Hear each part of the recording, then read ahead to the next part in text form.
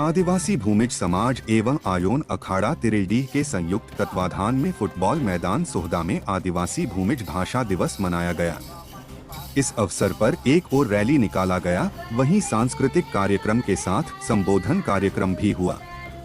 भूमिज भाषा के प्रतिनिधियों ने दीप जलाकर कार्यक्रम का शुभारंभ किया। मौके पर पर्यावरण चेतना केंद्र के निदेशक सिद्धेश्वर सरदार ने कहा कि वर्ष 2010 से ही आंदोलन करने के उपरांत 5 अक्टूबर 2018 को राज्य सरकार के द्वारा भूमिज भाषा को दूसरा राज्य भाषा का दर्जा मिला। 2013 में टेट परीक्षा में शामिल होने का अवसर भी मिला। इस आधार पर शिक्षक की बहाली भी हुई। वर्ष 2023 में भूमिज भाषा सहित 8 भाषा को राज्य सरकार द्वारा विलोपित भी कर दिया गया। श्री सरदार ने मांग किया है कि विलोपित भूमिज भाषा को पुनः बहाल किया जाए, ताकि भूमिज सम्मान व स्वाभिमान के साथ आजीविका के लिए जी सके। इसके पूर्व सोहदा गांव से फुटबॉल मैदान तक एक रैली भी निकाला गया, जिसमें काफी संख्या में समाज के लोग शामिल थे।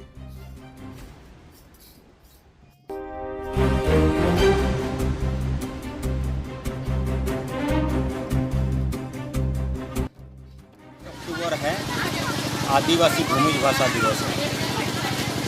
इस भूमिज भाषा को लंबी संघर्ष के परिणाम 2010 से लेकर 2017 तक लगातार संघर्ष किया भूमिज भाषा संघर्ष समिति और समाज के लोगों ने। तब 2018 को 5 अक्टूबर 2018 को राज्य सरकार ने भूमिज भाषा को द्वितीय राजभाषा का दर्जा दिया और उस संघर्ष के दरमियान 2013 से ही जो टेट परीक्षा झारखंड में हो रहा था, उस परीक्षा में भी पहली बार भूमिज भाषा को बैठने का अवसर मिला।